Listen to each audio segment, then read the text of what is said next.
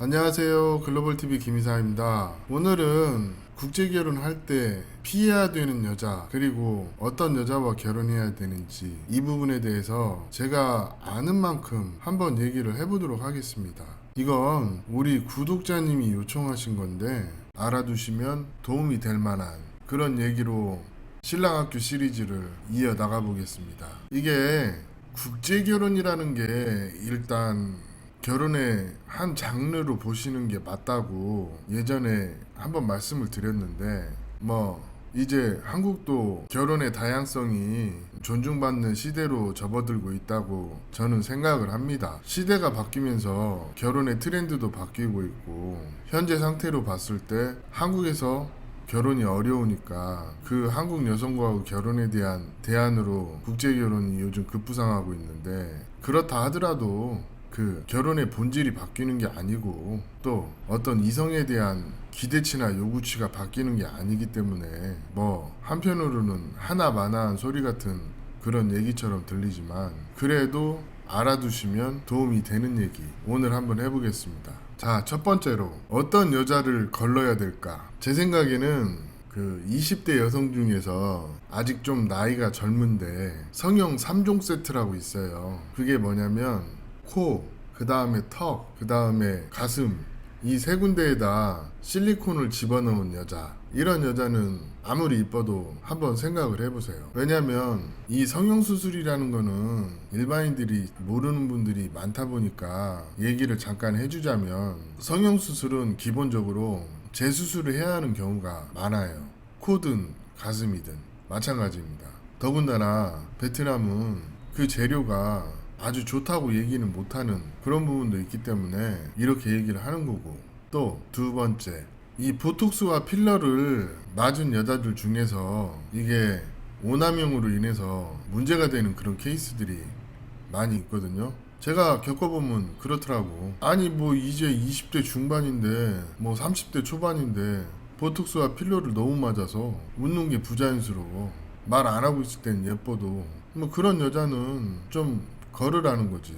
그리고 세 번째, 이 베트남에서도 그 치아 라미네이트를 많이 해요. 이 교정이 어려운 경우 앞에를 다 갈아내버리고 이빨을 바꾸는 그런 여자들도 많이 있거든요. 근데 당장에는 괜찮을지 모르지만 긴 시간을 두고 보면 그 부작용이 있기 마련입니다. 이거 비용 많이 들어가요. 복원도 안 되고 차라리 교정하는 것보다도 못한 거예요. 이런 점이 좀 있고, 이건 외적인 부분에 대한 얘기를 좀 하는 거고, 두 번째 해주고 싶은 얘기는 문신에 대한 얘기를 한번 해보겠습니다.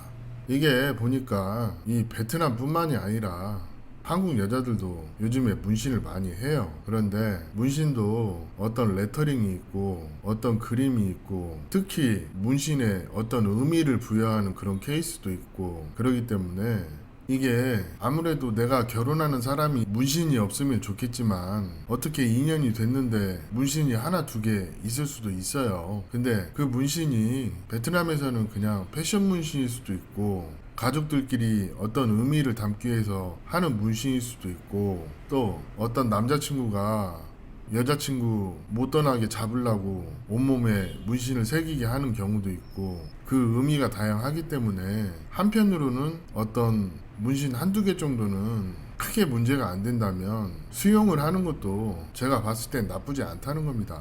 왜냐면 한국 남자들 이쁜 여자 좋아하잖아요. 저도 좋아해요. 근데 이쁜 여자 중에서 문신 한 여자가 안 한 여자보다 월등하게 많아요. 국제결혼 쪽에선 그렇더라고. 근데 하나 확실한 거는 베트남에서도 정상적인 여자들은 문신하는 거에 대해서 기피하는 경향이 있긴 합니다. 근데 앞에서도 말씀드렸듯이 요즘 트렌드가 한국 베트남 할 거 없이 20대 초반의 여자들, 20대 중반의 여자들 문신 엄청 해요. 그렇다 보니까 그 문신의 내용과 상관없이 그냥 패션으로 어렸을 때 치기에 문신을 하고 후회하는 여자들도 있기 때문에 이런 부분도 참고를 하시라는 거지.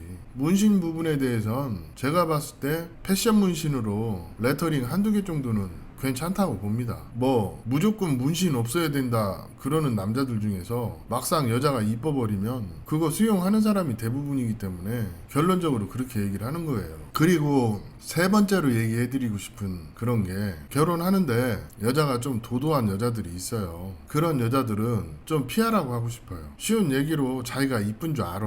이쁜 값 아니라고 도도한 척해. 그게 이런 게 있습니다. 이 여자가 남자를 만나는데 처음이니까 내숭을 좀 떠는 거하고, 원래 근본이 싸가지가 없어서 싹퉁머리 없는 행동하는 거는 도도한 거하고는 좀 별개예요. 사실 그렇거든요. 그러면 도도한 여자라고 해도 어떤 배려가 있는 여자들이 있고, 말과 행동이 좀 이거 아닌데 하는 그런 게 있어요.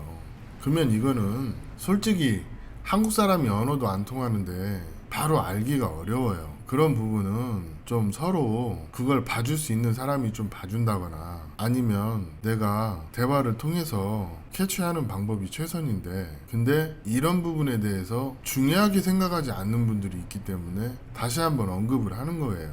이게 굉장히 중요해요, 사실.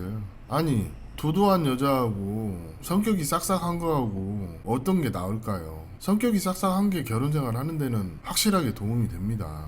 그렇지만 그게 처음에 이 여자 성격이 원래 도도한 건지, 아니면 처음에 낯설으니까 그러는 건지, 내숭을 떠는 건지, 싹퉁머리가 없는 건지, 이거는 좀 보면 볼 수 있어요. 근데 이거를 잘 모르시겠다 그러면 절대 연애 결혼 하시면 안 돼요. 현실이 그렇습니다. 그리고 이런 부분들을 전반적으로 정리해서 다시 한번 말씀드리자면, 내가 베트남 국제결혼을 생각하신다, 그리고 여자를 만나고 싶다 그러면 웬만하면 나이 차를 줄이시되, 상황이 나이 차를 줄일 수 없다면 우선 성격, 그리고 학력, 집안 환경, 이런 부분을 중점적으로 보셔야 돼.